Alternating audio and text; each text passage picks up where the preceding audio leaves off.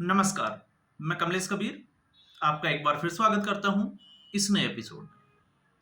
आज के इस एपिसोड में हम बात करने वाले हैं स्वर्गीय बाला साहब ठाकरे। इस देश में आप देखोगे 2019 से पहले अगर कहीं पे हिंदुत्व की बात होती थी तो शिवसेना और बाला साहब ठाकरे की छवि जो है वो साफ तौर पर उभर कर आती थी। और बाला साहब ठाकरे के कुछ, जिसको हम कहें कि कुछ ऐसे भाषण जिनके अंश अगर हम देखें तो बाला साहब ठाकरे ने एक बार एक बात बोली थी कि जरूरी नहीं है कि साड़ी पहनकर जो घूमते हैं वो ही हिंजड़े हो। जो हिंदू होकर हिंदुत्व की बात ना करे वो भी हिंजड़े ही होते हैं। तो अब तय आपको करना है कि संजय राउत कौन है। आप समझ गए होंगे मेरा इशारा कहां है, हिंजड़ा या फिर शिवसैनिक। और ऐसा क्यों? क्योंकि 2019 के बाद में जिस तरीके से उद्धव ठाकरे और शिवसेना दोनों का बेड़ा गर्क किया है इस व्यक्ति ने, अब वो रुकने का नाम नहीं ले रहा। वजह क्या है? वजह साफ तौर से यह है कि शिवसेना उद्धव ठाकरे को यह तो अंदाजा हो गया कि अब हिंदुत्व में उसके लिए कोई स्पेस खाली नहीं है। क्यों? क्योंकि उस छवि को आगे ले जाने का काम किया है एकनाथ शिंदे ने और भारतीय जनता पार्टी ने। तो अब ऐसी स्थिति में जो उसका एंटी बीजेपी या एंटी हिंदू जो वोटर है उसको अपनी तरफ किस तरीके से किया जाए। अब आप देख लीजिए, कांग्रेस पार्टी अगर भगवा को आतंकवाद कहें, हिंदू को असहनशील कहें तो समझ में आता है, क्योंकि कांग्रेस पार्टी के ऊपर तो अब मुस्लिम लीग का ठप्पा जो है वो एक तरीके से लग ही चुका है। लेकिन शिवसेना ऐसी बात करे तो थोड़ा सा जो है वो सुनने में अचंभा लगता है। तो जिस तरीके से सामना के एडिशन में, क्योंकि अभी सामना जो है वो सारा संजय राउत के अंडर में है, और जिस तरीके से उन्होंने हिंदू को तालिबानी सोच करार दे दिया कि हिंदू जो है वो तालिबानी हो गया, तो अब सवाल खड़ा ये होता है, जब हम फैक्ट्स पे बात करते हैं, इसका आकलन करते हैं, तो हिंदू तालिबानी कब था? जब बाबरी मस्जिद तोड़ी गई तब था, या फिर वो औरंगजेब की कब्र को हटाने की बात कर रहा है तब हिंदू तालिबानी हुआ? और जब किसी आप शिव सैनिक से ये सवाल पूछोगे तो उसके मुंह में जो है वो दही जम जाएगा। क्योंकि बाला साहब ठाकरे जब ये कहते हैं कि किसी ने अगर बाबरी मस्जिद तोड़ा है तो उनका सीना जो है वो गर्व से चौड़ा हो जाता है, उनको कतई जो है वो कहने में गुरेज नहीं है कि वो शिवसैनिक नहीं, वो शिवसैनिक है। तो फिर आज जब हिंदू ये कहता है कि औरंगजेब की कब्र जो है वो हटनी चाहिए, तोड़ी नहीं है, हटनी चाहिए, तो फिर वो तालिबानी कैसे हो सकता है? और अब अगर ये सोच तालिबानी है तो उस तालिबानी सोच का लीडर, मास्टरमाइंड जो है वो होगा फिर बाला साहब ठाकरे। ये सारा क्रेडिट तो उन्हीं को जाएगा। और हिंदुओं में अगर तालिबानी सोच है तो मुझे नहीं लगता कि 500 साल के लिए अपने आराध्य भगवान श्री राम की जो जन्मभूमि थी उसके लिए कोर्ट की राह देखता और कोर्ट के रास्ते से वहां पर रामलला का मंदिर बनता। वो उससे पहले भी ये काम जो है वो कर सकता था। अब स्थिति ये हो गई है कि औरंगजेब के साथ में, क्योंकि वैसे अगर आप देखोगे तो औरंगजेब क्या लेके आया था? औरंगजेब तो कुछ नहीं लेके आया था, उसके बाप दादा भी कुछ नहीं लेके आए थे, सब कुछ जो था वो यही था। और फिर उसमें एक सवाल खड़ा हो जाता है कि जब ये लोग जो है वो सब कुछ लेके ही नहीं आए, तो इस वक्त एक वामपंथी विचारधारा की एक लॉबी जो है वो लगातार सवाल पूछती है। और सवाल क्या है? सवाल यह है कि क्या लाल किले को भी तोड़ दिया जाएगा, क्या ताजमहल को भी तोड़ दिया जाएगा? तो उन्हीं से मेरा सवाल यह है कि क्या ताजमहल जो है वो शाहजहां ने बनाया था? यहां पे आपको वर्ड को समझना पड़ेगा। शाहजहां ने बनाया था या बनवाया था? तो बनाने वाले कौन थे? बनाने वाले वही हिंदू थे। पैसा किसका लगा? वही हिंदुओं का पैसा लगा, हिंदुस्तानियों का पैसा लगा। तो फिर शाहजहां का ताजमहल जो है वो शाहजहां का कैसे हुआ? और जब बात आती है लाल किले की, तो लाल किले के साथ में भी यही कहानी है। तो यहां पर औरंगजेब की कब्र की बात चल रही है। यह सरकार का मसला है, सरकार उसका क्या करेगी नहीं करेगी ये महाराष्ट्र की सरकार ने सोचना है। लेकिन फिर सवाल खड़ा यह भी हो जाता है कि औरंगजेब जैसा एक जिसको हम कहें कि क्रूर जो शासक था, क्या वो किसी के लिए भारत जैसे देश में प्रेरणा स्रोत हो सकता है क्या? अब आप देखिए, जहां औरंगजेब की कब्र है उस जगह का नाम है संभाजी नगर। और जब हम महाराज संभाजी की बात करते हैं तो संभाजी कौन थे? अभी आपने देखी होगी छावा मूवी। मैं मूवी की भी बात नहीं करता, आप फैक्ट्स जाके उठा के देखिए। तो फिर औरंगजेब किस तरीके से प्रेरणा स्रोत हो सकता है? और अगर प्रेरणा स्रोत नहीं है, औरंगजेब क्रूर शासक था, उसने गलत किया, तो फिर इन लोगों के पेट में दर्द क्यों है? हम राजनीति को जो है वो थोड़ा सा एक बार साइड करके देखते हैं। तो एक जो सवाल उठाते हैं बार बार कि ताजमहल को भी तोड़ देना चाहिए, लाल किले को भी तोड़ देना चाहिए, तो उनके लिए जवाब यह है कि ताजमहल और लाल किला उनके बाप की जागीर नहीं है। ये हिंदुस्तानियों का पैसा था, हिंदुस्तान की जमीन पे बना था, और बनाने वाले भी जो है वो औरंगजेब के मुसलमान या उसकी औलादे तो नहीं थी। कारीगर कौन थे? वो यहीं के थे। लेकिन फिर दूसरा सवाल ये आ जाता है कि इसकी जरूरत क्यों पड़ी? तो इसकी जरूरत क्यों पड़ी? इसकी जरूरत इसलिए पड़ी, जैसा कि मैं कहता हूं कि राजनीति किस तरीके का गंदा खेल खेलती है वो पूरा देश जानता है। और जिस तरीके से अभी राजनीति आगे बढ़ रही है, वो आगे इसलिए बढ़ रही है क्योंकि 2014 के बाद में एक नई सोच का निर्माण हुआ है, और वो सोच बनी है हिंदू जागृति की। अब जैसे ही हिंदू जागृति की सोच बनी है, तो 2014 तक ये पार्टियां जो है वो पब्लिक को बेवकूफ बनाकर, जातियों के आधार पर बांटकर, समाज के आधार पर बांटकर, धर्म के आधार पर बांटकर, तुष्टिकरण करके सत्ता का सुख भोगती रही। लेकिन अब जब हिंदू जागृति का समय आया, तो अब इनको लग गया कि अब जो है वो इनके बस का कुछ भी नहीं है। और आपने देखा जिस तरीके से लगातार तीसरी बार सारी विपक्षी पार्टियां जो है वो सत्ता के बाहर है, और आने वाले समय में भी इनको उम्मीद जो है वो नजर नहीं आती है। 2024 में एक छोटी सी उम्मीद की किरण जो है वो इनके लिए जागी थी, लेकिन हरियाणा के विधानसभा चुनाव, महाराष्ट्र के विधानसभा चुनाव, और फिर उसके बाद में दिल्ली के विधानसभा चुनाव ने यह साबित कर दिया कि नहीं, वो गलती थी।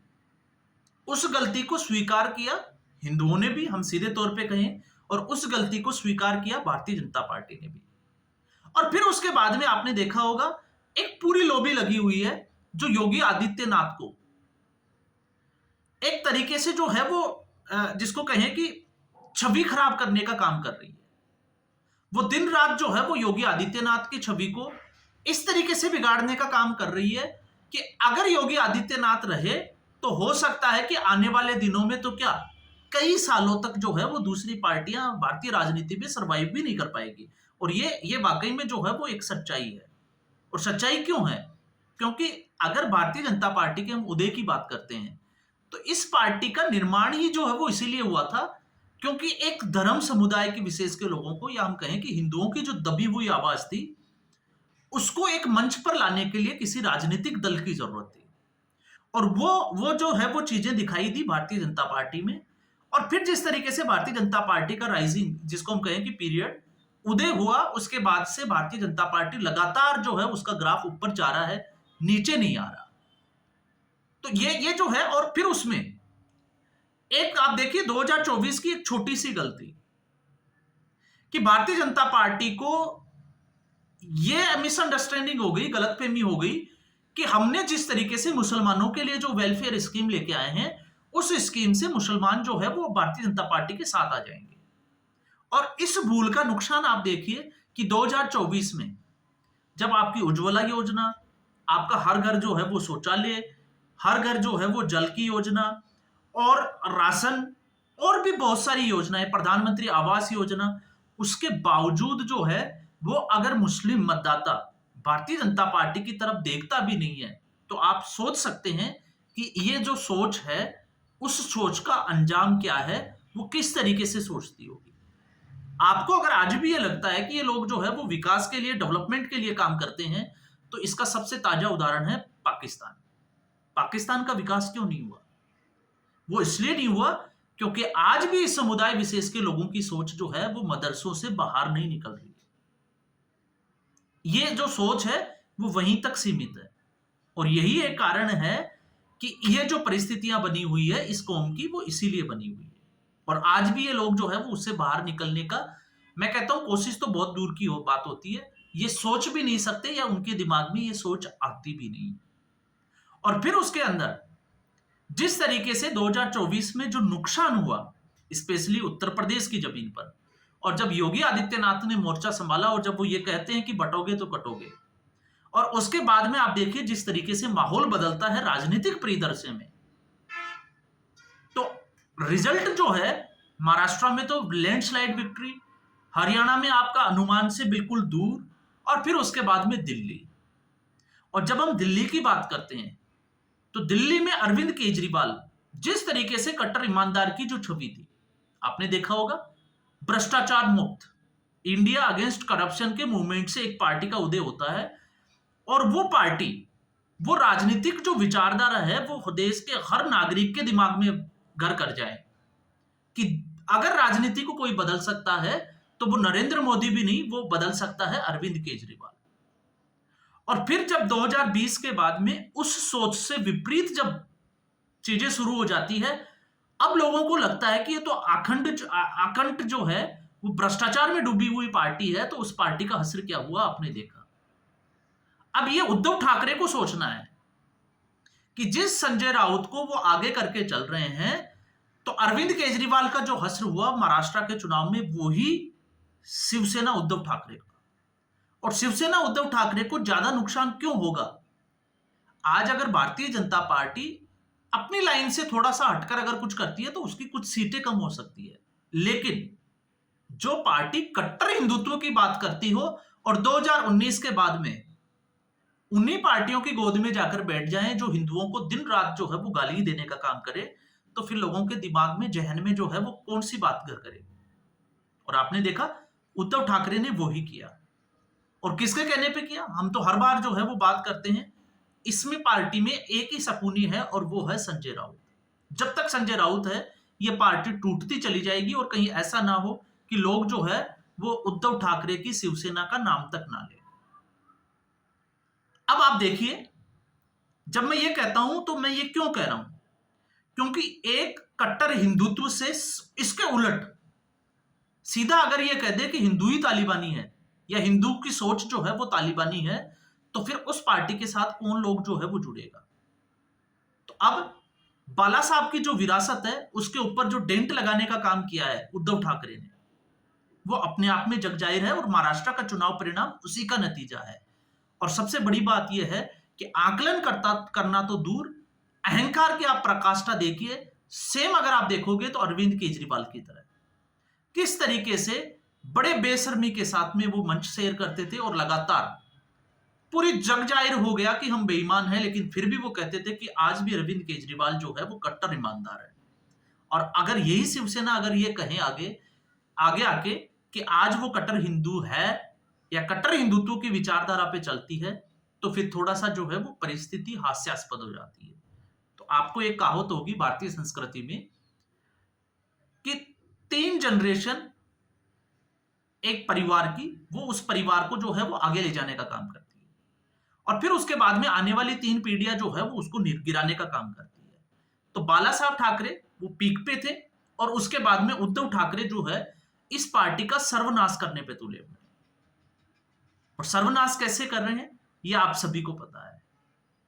औरंगजेब जिसने अपने भाइयों को मारा, जिसने अपने बाप को जो है वो बंदी बना लिया, पानी तक उसको नसीब नहीं हुआ, आज उसकी मजार के लिए, हम कहें कि उसकी कब्र के लिए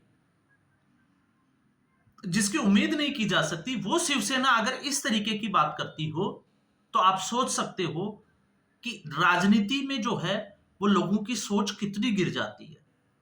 कांग्रेस अगर ये बात करती है तो इससे कोई ज्यादा फर्क जो है वो पड़ता नहीं, क्योंकि कांग्रेस का जो डीएनए है वो डीएनए ही असली नहीं है। कांग्रेस का तो पूरा डीएनए ही नकली है। और नकली कैसे है? 1885 में एओ ह्यूम जो कि अंग्रेज थे, वो कांग्रेस पार्टी के अध्यक्ष थे, और उसके बाद में 4 के नाम और आप गिन लीजिए, वो सारे अंग्रेज थे।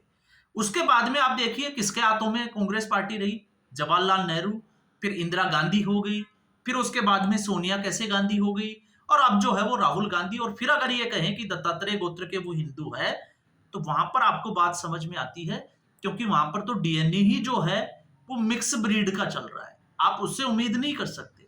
और अगर वो ये कहता है कि भगवा आतंकवाद है, हिंदू असहिष्णु है, या वो जो है वो हिंसक है, तो वो सारे लोगों को जो है वो समझ में आती है।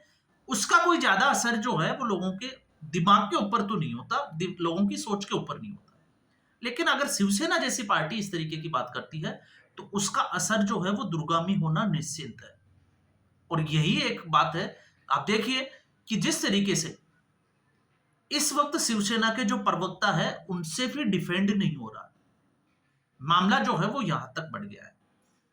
अब जहां एक और एक तरफ जो है वो वक्फ बोर्ड को लेकर जो है वो चर्चाएं जोरों पे थी, कल आपने देखा जिस तरीके से पार्टियों ने उकसाने का काम तो किया, लेकिन उसका ज्यादा जो है वो फायदा होता हुआ दिखाई नहीं दिया।